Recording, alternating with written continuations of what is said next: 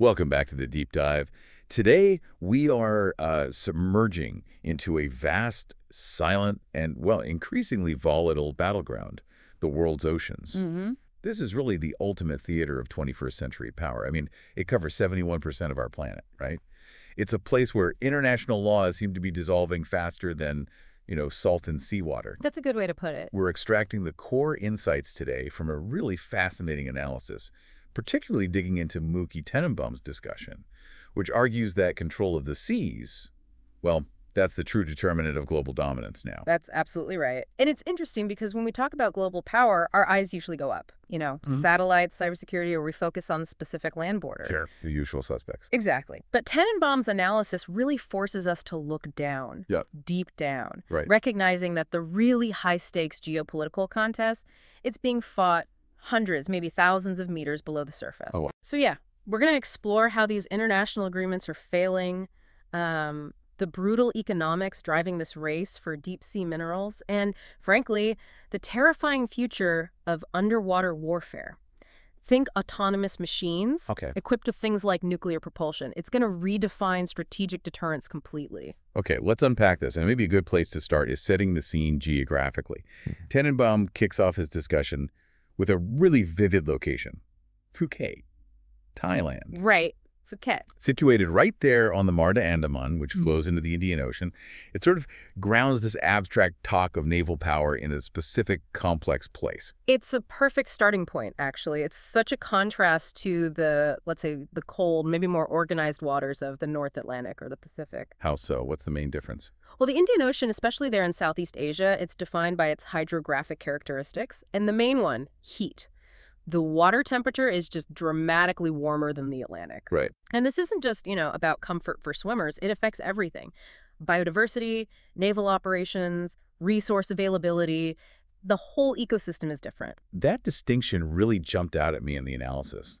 He uses the coasts of South Africa as this perfect immediate contrast. Yeah, that's a great example. The Atlantic side is apparently freezing, almost unbearable, while the Indian Ocean coast near places like Durban, the water is described as recaliente, like super hot. Exactly, super hot. But the analysis makes it clear this heat, it creates a beautiful environment, sure, but also a dangerous one. Dangerous how?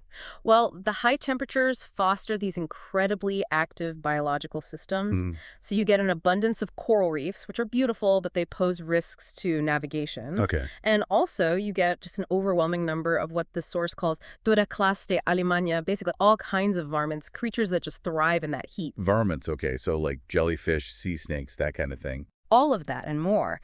This biological density, it complicates everything. Fishing, maintaining deep-sea sensors, anything you try to do in the water is affected.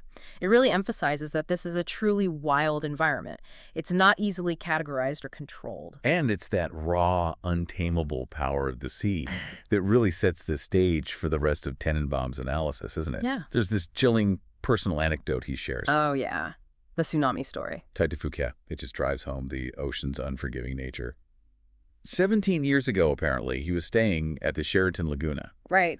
And there was some small administrative dispute, like an extra charge or something. He got angry, left early, just stormed out and caught a flight out of Phuket. And that impulsive decision, born out of frustration, it saved his life. Unbelievable. Because the very next morning, at that exact hotel, the Sheraton Laguna was just gone. Wiped away by the catastrophic 2004 Indian Ocean tsunami. It's an almost unbelievably stunning piece of timing. It illustrates perfectly that no matter how organized or civilized we think our world is, we are ultimately subject to these forces that are just overwhelming and utterly unpredictable. Absolutely. The ocean holds this unimaginable power, capable of just dissolving entire human structures in a moment.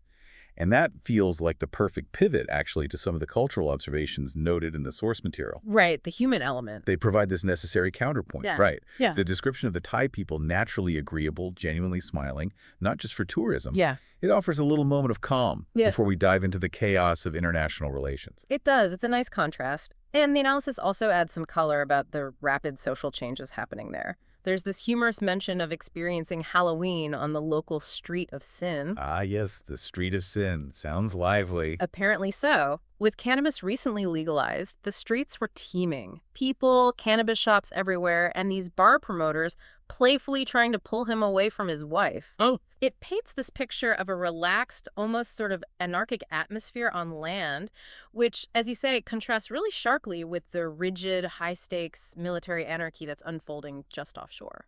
That leads us perfectly into our first major topic, where that serene view of the sea just clashes head-on with human ambition, the collapse of international maritime law. This seems to be the core thesis of Tenenbaum's opening argument. Yes, absolutely. For decades, the sort of intellectual framework for managing the world's waters has been the UN Convention on the Law of the Sea, UNCLOS. UNCLOS, right? I've heard of it. Yeah, it's this huge agreement that tries to define everything. Territorial waters, that's 12 nautical miles out, contiguous zones, 24 miles, and the big one, the Exclusive Economic Zone, or EEZ. DEEZ, okay. Extending 200 nautical miles where a coastal state supposedly has sole rights to resources. But Tenenbaum's analysis asserts this brutal truth. International law, like UNCLS, it's essentially a myth when it comes to regulating major global power struggles at sea. A myth. That's strong language. So the core insight is that international law only really functions perfectly for nations that aren't actively fighting. Right. And only when there are no major interests involved. But the moment serious economic, military, or political interests emerge, the whole structure just collapses. Pretty much. Yeah. And the reason for this structural failure, Tenenbaum argues, is inevitable. It comes down to the functional definition of law itself. Okay, explain that. Look, if a law exists, and the topic it covers is, say, low stakes, like where you're allowed to park your yacht in international waters, it works fine. Compliance is easy. Nobody really cares that much. No big deal. But the moment vast oil reserves are discovered, or a critical shipping lane choke point is contested, or just raw geopolitical dominance is at stake, nations just stop caring about the treaty. They violate the agreements, they twist the rules, and they simply get away with it. And they get away with it because there's no real enforcement mechanism. Tenenbaum uses this metaphor, the absence of the man with a revolver. Exactly. The man with a revolver represents the ultimate punitive authority. Domestically, if you break the law, you face consequences. Police, courts, prison. Sure. Internationally, especially at the highest levels, that authority just doesn't exist. The UN has no standing army capable of forcing, say, China or the US to abide by a ruling that goes against its core national interests. So without that physical threat of force, the revolver, to ensure compliance, there's no real justice. And therefore, for these high-stakes issues, there's effectively no law. That's the argument. It's a profound challenge to the entire architecture of global governance we've tried to build since World War II.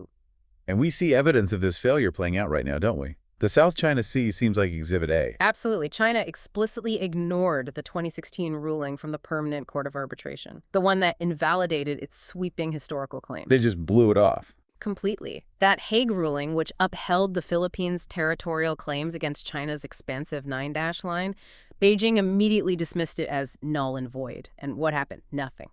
No sanctions that mattered, no military intervention. They just kept building their artificial islands. So it proves the point. Where national interest and physical power intersect, UNCLOS is just paper. Just paper. And there's another excellent case study Tenenbaum brings up, proving that force, not diplomacy, often solves these maritime problems. Yeah. Modern piracy off the coast of Somalia. Ah, right. That was huge news for a while. Well, it was crippling global shipping for years. International negotiations, humanitarian aid, legal efforts, they all failed miserably. Insurance costs went through the roof. International trade was seriously disrupted. So how was it solved? Not through the legal framework, obviously. No, it was solved by aggressive, unilateral military action. Basically, plomo or lead, as the source puts it. Lead. Meaning force. The Russians, acting decisively outside the slow, cumbersome international consensus process, just moved in. Their navy sank pirate motherships. Just sank them. Yep. And issued a lethal, unambiguous threat. If you try this again, we will hunt you down and kill you. The sheer audacity of the threat, combined with the immediate demonstration that they would carry it out. And the result? The piracy vanished, almost overnight. It was this raw, immediate display that when serious economic and security interests are threatened, the only language that's truly effective is the threat or application of force. Wow. That sets the stage perfectly for the next part, then. If law is dead, or at least unenforceable, maritime territory must be defined only by the rule of the strongest. Exactly. That transition leads us right into Section 2, how maritime boundaries are really drawn. And it's not about treaties and lines on a map, it's about power projection. So Tenenbaum's analysis posits that the real geopolitical definition of maritime boundaries, just like any political border on land, is determined solely by the ability to project and enforce power. That's it. It's defined by who is the strongest in that specific area and who can credibly threaten anyone else who might challenge them. The source material uses this interesting phrase. It describes all political borders in the world as essentially lines of ceasefire. Yeah, I liked that. It suggests they're not natural or permanent, just the point where expansion stopped. Right. The historical outcome of maximum expansion. A state keeps pushing outwards until it hits resistance, either geographical like a mountain range, or another nation strong enough to push back and enforce a boundary to say, okay, stop here. And this is driven by something fundamental, maybe even biological, that's often overlooked in geopolitics. Everything in life tends towards expansion. Like an organism. Sort of. Countries, like people or companies, naturally seek to expand their influence, their resources, their territory. Unless they're halted by physical opposition, expansion is just the default setting. And the sea. Well, the sea is the ultimate arena for this because it offers so few natural boundaries. Which brings us back to China and its creative approach in the South China Sea. They faced geographical resistance, just open ocean, but they found this incredible way to overcome it and assert control anyway. It was a radical solution, really. They tackled the problem of not having enough landmass close enough to claim a huge EZ under UNCLOS rules. So what did they do? They took submerged reefs, rocks, features that under UNCLOS do not generate territorial claims, and they physically transformed them, built them up into functional, permanent structures. It's like actual islands? Platforms, military infrastructure, airfields. Then they labeled them islands and declared the surrounding 200 kilometers as their sovereign territory. Which Tenenbaum describes as naked force. Exactly. It's a direct assertion. We reject UNCLOS here. We replace it with our physical presence. This area is ours now, and any challenge will be met with force. What's the main strategic objective behind creating these unsinkable aircraft carriers, essentially? It's twofold, really. First, enforce those resource claims within that manufactured EEZ, fish, oil, gas, minerals. Second, establish what the military calls A2AD, anti-accessoria denial capabilities. A2AD, meaning? Meaning making it incredibly difficult and dangerous for potential adversaries, mainly the U.S. Navy and its allies, to operate safely in that region during a conflict. These islands have radar, missile launchers, runways. They extend China's operational reach hundreds of miles beyond its coastline. It fundamentally alters the military balance in Asia. Okay, so if the rule of law is, shall we say, flexible at sea, who currently holds the primary authority over the vast majority of the world's oceans? Is it still the U.S.? Globally, yes. The analysis concedes that significant authority still rests with the United States, just through the sheer size, reach, and technological superiority of its naval forces. Yeah. You know, the 7th Fleet in the Pacific, the 6th Fleet in the Mediterranean and Atlantic. They basically underwrite freedom of navigation. They exert influence over key global shipping routes and, yes, ensure freedom of navigation, though often interpreted in ways that benefit U.S. interests, naturally. But the analysis is clear that this authority is becoming more localized, more contested. The U.S. might be the global heavyweight, but regional powers are dominant in their own backyard. Precisely. China, as we've discussed, is the undisputed localized authority now in the South China Sea. Right. And then you have other powers, like Russia, facing serious geographic handicaps. They're constantly struggling for independent, warm water sea access. Because most of their ports freeze in winter. Many do, or their access routes are constrained. Think about their Black Sea ports. Access to the Mediterranean depends entirely on the Montreux Convention, which gives Turkey significant control over military transit through the Bosphorus and Dardanelles Straits. That 48-hour notice requirement for military ships. It sounds bureaucratic, but Tenenbaum points out it's actually a massive restriction on sovereign power projection for Russia. It absolutely is. Russia's access to the open sea from the Black Sea is conditional. It highlights their dependence on diplomacy and, crucially, Turkey's geopolitical alignment at any given moment. So where do they have reliable, independent access? Their only major year-round ice-free port offering truly independent access is Murmansk, way up north on the Arctic Ocean. Okay. And that port strategic value is just astronomical, which is why access to and control of the Arctic is becoming Russia's single most important maritime priority, especially as the ice melts due to climate change. That connects directly to choke points and navigation rights.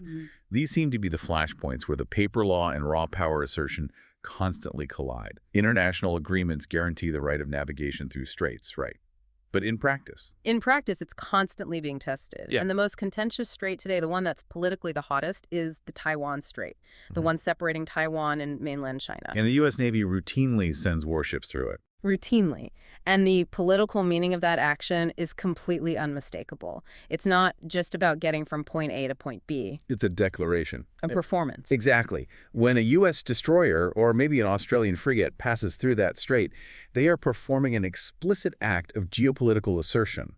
They are directly challenging China's sovereignty claim over Taiwan. And demonstrating that the principle of freedom of navigation, backed by the strongest naval power, is still enforceable, despite Beijing's protests. That's the message, this constant assertion and counter-assertion. That is the silent war. It's this perpetual low-grade confrontation where every single transit, every deployment, every ship's position is a strategic message being sent. Okay, let's shift gears slightly.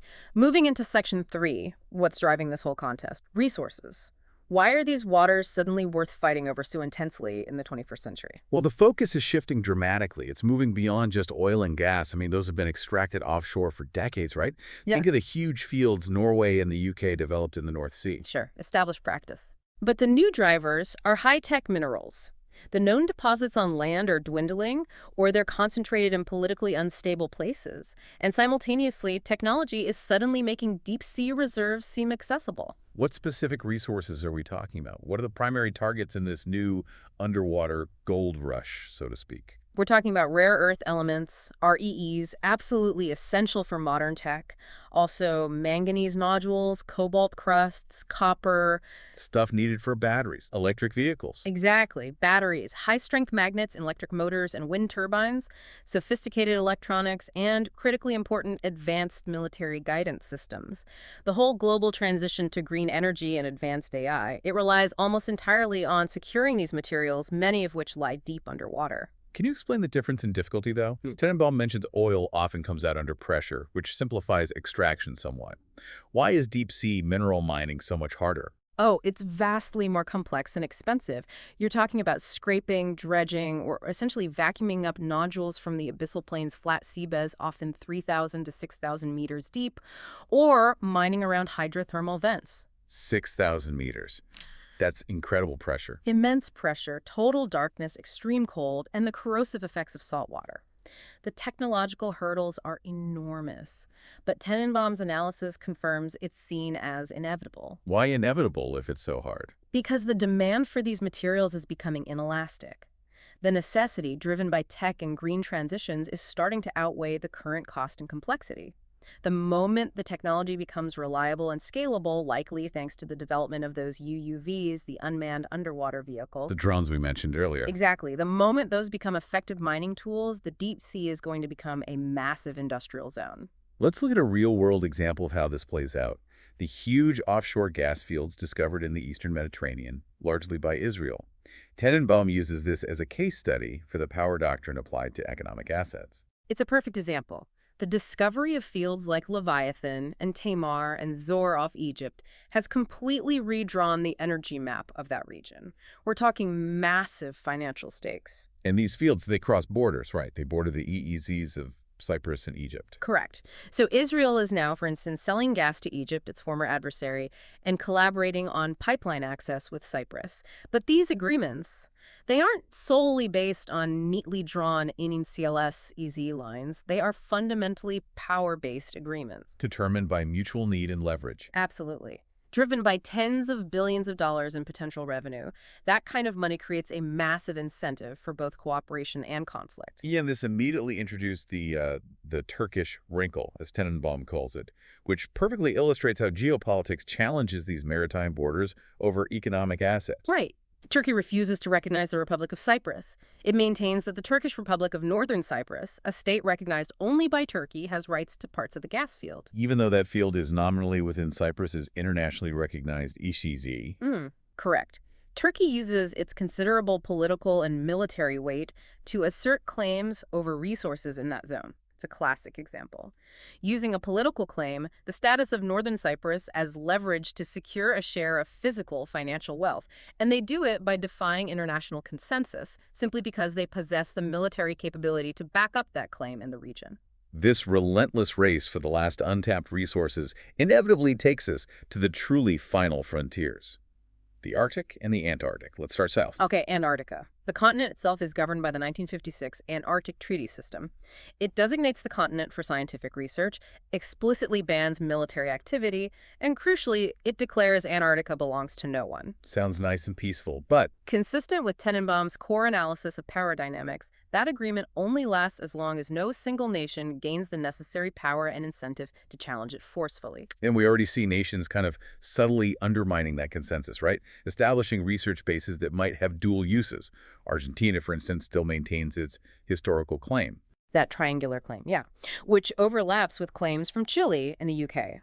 These are old claims, perhaps dormant now, but they represent a latent ambition. If resources become easily extractable there, or its strategic position becomes vital, those claims could resurface very quickly. Okay, now shift north.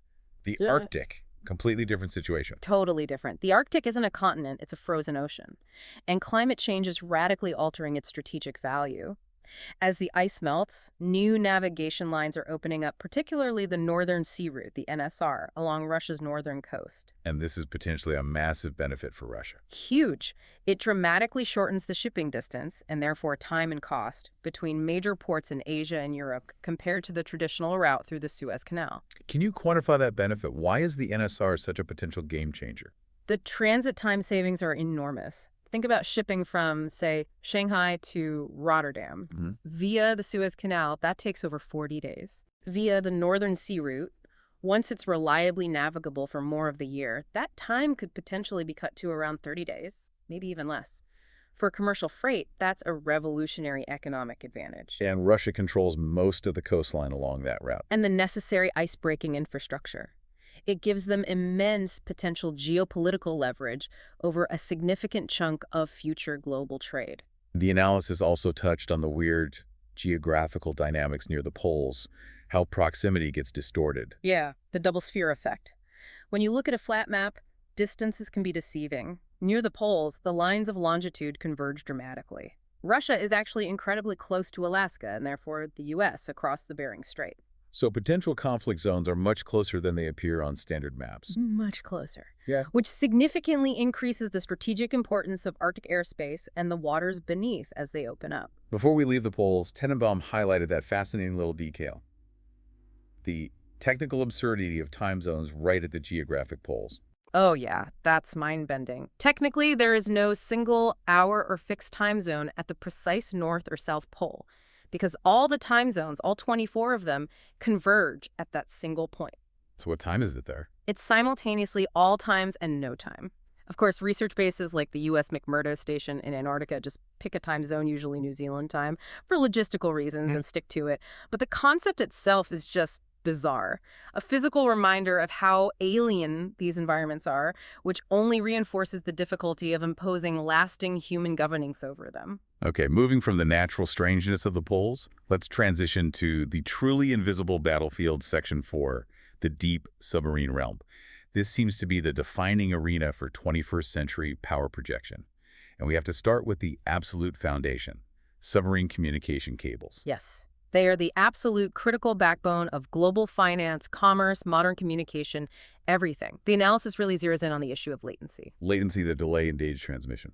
Right. And that's the crucial differentiator between terrestrial or undersea fiber optic cables and satellites. Satellites, despite advances, simply cannot keep up with the speed demands of the modern internet. Because of the distance, right. Basic physics. Sending a signal up 44,000 miles to a geostationary satellite and back down. Yeah. That fraction of a second delay is just unacceptable for things like high-frequency stock trading or complex AI computations. Precisely. Light travels slower through fiber optic glass and water than through a vacuum, sure, but the sheer distance to space and back is the killer for latency. Submarine cables allow for that near instantaneous, low latency transmission that our global systems now depend on. Which makes them. An existential strategic vulnerability. Absolutely critical infrastructure, but also incredibly fragile and hard to defend across thousands of miles of ocean floor. And Tenenbaum suggests this vulnerability isn't just theoretical anymore. It's already an active military consideration, even a strategy. We're seeing real readiness to target these cables. Indeed. The analysis explicitly points to the threat posed by Russia. They possess specialized vessels, ships, and submarines designed and equipped specifically to locate, map, and potentially interact with deep-sea infrastructure, including cables, Interact meaning cut. or tap, Yeah. or disable.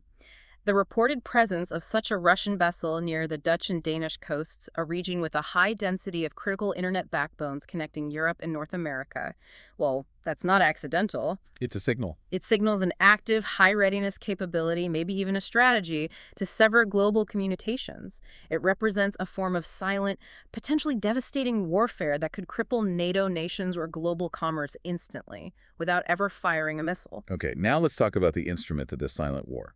The analysis points to an inevitable shift away from manned submarines towards submarine drones. UUVs. Unmanned underwater vehicles. Yes, this is absolutely the future, and Tenenbaum is quite blunt about the, frankly, senselessness of current doctrine in some ways. Well, so why do we continue to put 150 highly trained people inside a massive, incredibly costly metal tube deep underwater where one mistake means catastrophe? Good question. Crude submarines, especially nuclear ones, are immensely expensive to build. Think $10 billion or more apiece.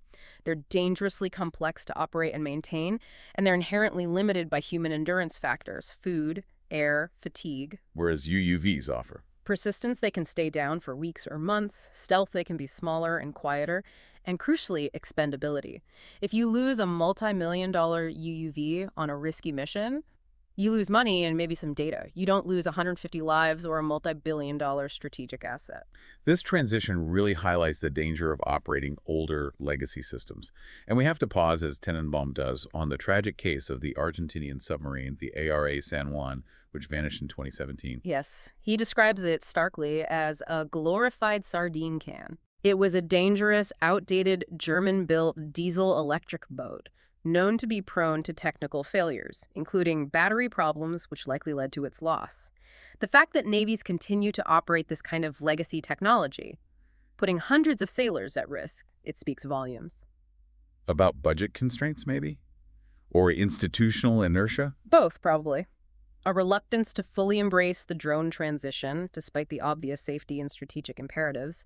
The loss of the San Juan and all 44 crew members was a terrible tragedy, one that future UUV fleets are explicitly designed to prevent.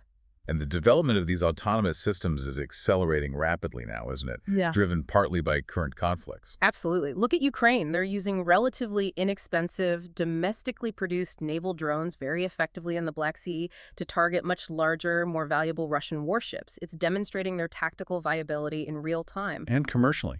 Commercially, German industry is a leader. Companies like ThyssenKrupp Marine Systems, or spin-offs from them, are excelling in designing independent, robust UUV technology for various roles. And of course, China is pouring massive resources into its own indigenous UUV designs, although their true capabilities remain largely opaque due to state secrecy. The race is definitely on to automate the deep ocean. This technological leap brings us to a truly terrifying intersection: deep-sea warfare and nuclear power. The concept of an atomic deep strike capability. Yes, this is a major strategic concern, focused primarily on Russia's development of the Poseidon torpedo. Though torpedo doesn't really capture it, it's often called a nuclear-powered unmanned underwater vehicle. So it's basically a nuclear-powered drone. Exactly. This isn't a conventional torpedo launched from a submarine. It is the autonomous vehicle, and it's driven by its own miniature atomic reactor. Okay, explain the difference. We've had nuclear-powered submarines since the 1950s. Why is a nuclear-powered drone or torpedo so different, so much more concerning? Traditional nuclear submarines, SSNs, or missile-carrying SSBNs use their reactor to power a large, complex, crewed platform. The reactor is heavily shielded and designed for long-term operation within that vessel. The Poseidon, as described, uses its miniature reactor solely for propulsion and power for the drone itself. And what does that enable? It gives it potentially unprecedented range figures, like 10,000 kilometers are cited, and it allows it to travel at very low, very quiet, hard to detect speeds, potentially at immense depths for extended periods. And its strategic role. It's terrifying. It seems designed as a deep strike, second strike weapon, capable of delivering a very large conventional or nuclear warhead directly to coastal cities, naval bases, or carrier strike groups, potentially long after a conventional war has already begun. It's also been suggested it could be used to create radioactive tsunamis, although the physics of that are debated. The environmental risk here seems huge, beyond what even traditional nuclear sub-operations posed. The environmental fears are definitely real and part of the discussion. If a conventional nuclear submarine has a catastrophic accident, the reactor core is usually housed deep within the heavily built pressure hull, designed for containment. An autonomous, reactor-powered drone that gets damaged, destroyed, or just reaches the end of its mission life in potentially shallow or contested waters. It poses a distinct risk of scattering radioactive material directly into the marine environment. Although Tenenbaum does offer a counterpoint on scale, right? The ocean is just immense. Yes, he does make that point. The analysis reminds us that 71% of the Earth is covered by water, and the sheer volume is astronomical. The ocean floor is still largely unknown. The sea can absorb and dilute a massive amount of pollution compared to land. But, that's pretty cold comfort when you're discussing the potential for intentional, strategic radioactive contamination of vital coastal areas or fishing grounds. Which brings us back to the scale of the unknown depths themselves. It's worth reinforcing that staggering fact Tenenbaum highlights. We genuinely know more about the surface of Mars and the Moon than we do about most of the deep ocean floor on our own planet. It's true. The sheer technical difficulty of just accessing places like the Mariana Trench nearly 12,000 meters deep, 7 miles down, is immense. The pressure is crushing. Yet we know unique deep-sea fauna and entire ecosystems exist down there, still being discovered. And the beauty of UUV development, according to the analysis, Is that it dramatically lowers the risk threshold, not just for military operations, but for exploration and, critically, for deep-sea resource extraction. With UUVs, if an exploration vehicle or a mining drone implodes under pressure, well, only capital is lost, not human lives. and that fact, maybe more than any environmental concern, is what accelerates the inevitable commercial exploitation of this last frontier. That seems to be the implication. It makes the previously impossible seem feasible, or at least economically justifiable. Okay, we've spent a lot of time on the silent war beneath the surface. Let's bring it back up top for Section 5, where the geopolitical messaging is anything but silent. This is about the application of what Tenenbaum calls the plata o plomo doctrine in modern foreign policy. Right, silver or lead. This section analyzes U.S. actions against Venezuelan patrol boats' launches in the Caribbean Sea. And the official justification given, particularly under the previous U.S. administration, was cracking down on drug trafficking. They were sinking these boats for that reason. That was the official line. Often they'd redefine the drug trafficking as narco-terrorism to provide a stronger legal or political justification for using military force against another nation's assets. But Tenenbaum's analysis really questions the sincerity of that justification, doesn't it? I mean, could the entire U.S. cocaine problem really be solved by sinking a few Venezuelan patrol boats? It seems unlikely. Highly unlikely. The reality, according to this analysis, is that this is primarily geopolitical signaling. It's a deliberate shove, directed not just at Venezuela itself, but perhaps more importantly at its key international sponsors, Russia and China. How so? Venezuela provides strategic logistical support, port access, and a political foothold for those major U.S. rivals right in America's backyard. By aggressively disrupting Venezuelan maritime operations, the U.S. sends a clear message. We control this sphere of influence. We can and will aggressively destabilize your local allies if we choose.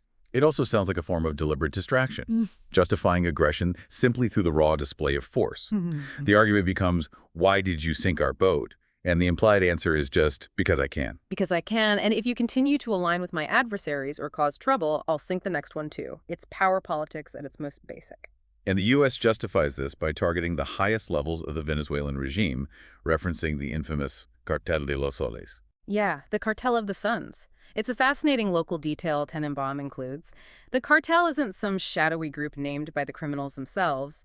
It's named, ironically or cynically, for the souls the sunburst medals worn on the uniforms of high-ranking Venezuelan military generals who are allegedly deeply involved in or controlling the drug trade. So the military brass itself, decorated by the state, is allegedly synonymous with a criminal enterprise. That's the implication behind the name, yes. It allows the U.S. to frame its actions not just against criminals, but against a corrupt, complicit state actor. And this whole approach embodies that stark doctrine, plata o plomo, silver or lead, a concept originating famously from the Colombian drug cartels themselves. Exactly. It's presented as a clear, brutally transactional message being delivered by the U.S. administration to the entire region and maybe beyond. The message is starkly binary. If you align with U.S. interests, you cooperate, you do what we want, you receive plata, silver, meaning economic reward, preferential treatment, access, political support. Right, the benefits. But if you align against the U.S. or obstruct its interests or harbor its adversaries, you receive plomo, lead, meaning the threat or reality of military action, crippling sanctions, political isolation, economic destruction. Venezuela, under Maduro, is clearly getting lead. Constant pressure, sanctions, asset seizures, military posturing offshore. Conversely, the analysis points to the example of Argentina, especially following the electoral victory of Javier Milei, a win that's strongly aligned with U.S. geopolitical and economic preferences. Argentina, in this framework, is presented as receiving silver, favorable treatment from international financial institutions, potential economic support, enhanced military cooperation, political validation.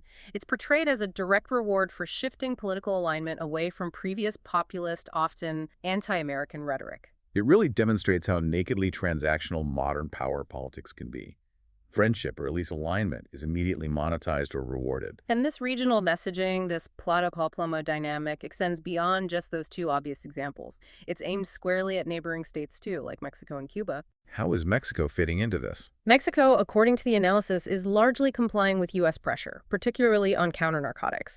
This is apparently evident in their cooperation on extraditing high-level drug cartel leaders. The analysis notes Mexico handed over something like 55 major capos. Why? Out of fear. The suggestion is yes, fearing direct U.S. intervention, perhaps military action framed as anti-terrorism or anti-drug operations crossing the border if they don't cooperate. So the Mexican government is trying to preempt getting lead by offering up silver in the form of these high-value arrests and extraditions. And Cuba. Cuba is essentially being warned. Don't interfere, don't provide significant logistics or intelligence support to Venezuelan operations, don't host Russian or Chinese assets too overtly, lest you also get stepped on. It's presented as a comprehensive transactional geopolitical strategy being played out across the region in real time. We even see this transactional framework applied, according to Tenenbaum, to the major power dynamic with China, specifically concerning the fentanyl crisis devastating the U.S. Yes. The analysis suggests the only apparent concrete agreement reached recently between the U.S. and China was a highly specific, almost quid pro quo exchange. What was the deal? The U.S. agreed to reduce some tariffs on Chinese goods, a form of plata, economic relief, in exchange for China cracking down much harder on the domestic manufacturing and illicit export of fentanyl precursors. Those chemicals shipped from China are the starting point for the drugs crippling American communities. So it's a direct equation. You help us solve this deadly public health crisis that originates partly from your territory, and we'll give you some economic relief. Exactly. It shows that even between the great powers, relationships are increasingly defined by these specific transactional acts of leverage, concession, power, and influence. It's not always about grand strategies. Sometimes it's just about solving immediate problems through hard bargaining. Okay, moving to our final section now, section 6. Let's address a topic that, despite its profound long-term importance, Tenenbaum suggests is currently, well, fading from the immediate policy focus, and that's broader environmental concerns. Yeah, it's a sobering point he makes. The analysis notes that the grand environmental agenda, things like the ambitious UN 2030 Sustainable Development Goals, seems to be getting sidelined. Why? Just too much else going on. Partly that. Governments are simply overwhelmed right now, focused on what feel like more immediate existential crises. The AI transformation and its economic impact, persistent inflation, political polarization, ongoing wars. And you also have influential leaders who either just deem the environmental agenda irrelevant or politically inconvenient or too costly in the short term. Exactly. It's hard for politicians to focus intensely on potential crises in 2030 or 2050 when they're struggling to manage crises happening in 2024 or 2025. So this shift in priority means that these massive long-term threats, like the full impact of climate change, are effectively being placed on the back burner policy-wise. That appears to be the trend Tenenbaum observes. However, the analysis identifies one persistent environmental concern that does still seem to resonate powerfully, both with the public and policymakers, mainly because of its sheer tangibility. And that is The problem of plastics in the sea. plastics. Okay, why is that issue the outlier? Why does it maintain political and public traction when maybe other potentially larger environmental crises are fading from view? The key difference, Tenenbaum argues, is that the harm from plastics is confirmed, it's visible, and it's undeniable right now. Microplastics are ubiquitous. We now know we consume them every time we drink bottled water, maybe even tap water. They're being found in human blood, in placentas, and they're embedded throughout the marine ecosystem. This damage isn't some future hypothesis based on complex models, it's current observable damage. You see it in the horrific pictures of marine animals choked or starved by plastic debris. You see it in the formation of visible, massive floating plastic islands, like the Great Pacific Garbage Patch. So it creates a much more visceral public reaction. People who might be skeptical of long-term climate modeling, they can't really deny the physical presence of plastic trash washing up on beaches or the microplastics in their own bodies. Exactly. That tangible, immediate, personal threat worries people, even those skeptical of broader environmental agendas, far more than abstract predictions about future sea level rise or parts per million of CO2. It forces us, maybe, to confront the scale of the sea itself again. We started by noting it's 71% of the planet. Tenenbaum really emphasizes that we fundamentally live on an oceanic planet, with just a relatively small amount of land sticking out. That's right. We depend utterly on this vast body of water for regulating our climate, for providing food, for transport, for our very existence. And yet, this primary life support system for the planet is being systematically choked by the visible, tangible refuse of human industrial expansion. And that ocean, massive, essential, increasingly polluted, and full of resources, is the central theater for the silent war we've been discussing all along. A battle for resources, for strategic positioning, and ultimately for global dominance, defined almost entirely by the capacity to project and impose force. That really sums it up. This deep dive, guided by Tenenbaum's powerful, if somewhat bleak, analysis, has shown pretty clearly that control of the seas is inextricably linked to global economic and military power in the 21st century. Whether it's enforcing territorial claims with artificial islands, developing autonomous nuclear-powered weapons, or controlling vital shipping lanes. And force, not necessarily adherence to idealistic international laws like UNCLOS, remains the ultimate deciding factor. It seems so. Whether it was resolving piracy off Somalia with direct military threats, or the U.S. Navy asserting presence through the Taiwan Strait, or nations preparing to mine the deepest trenches for those critical rare earth minerals, the entity that commands the credible threat of force, the man with the revolver, ultimately gets to set the rules in practice. The collapse of UNCLO's authority isn't so much a failure of diplomacy, maybe, as it is just a symptom of a return to a more competitive, power-based maritime age. And as we accelerate this transition toward a reality where AI-controlled, potentially reactor-powered submersibles are sent down to harvest those deep-sea resources and maintain strategic deterrence, we really are entering an unknown chapter of human history, aren't we? Absolutely. The implications are huge and, frankly, still hard to fully grasp. It definitely raises a final provocative question for you, the listener, to consider. Given that we still know so incredibly little about the deep ocean, genuinely more about the surface of Mars than the abyssal plains beneath our waves as we start equipping these UUVs with nuclear propulsion and advanced AI to finally reach those depths, are we truly embarking on an era of genuine comprehensive exploration? Or are we maybe just gearing up for the ultimate exploitation of the 71% of our own planet that, until now, has remained largely alien territory? That's a heavy question to end on, something to mull over until our next deep dive.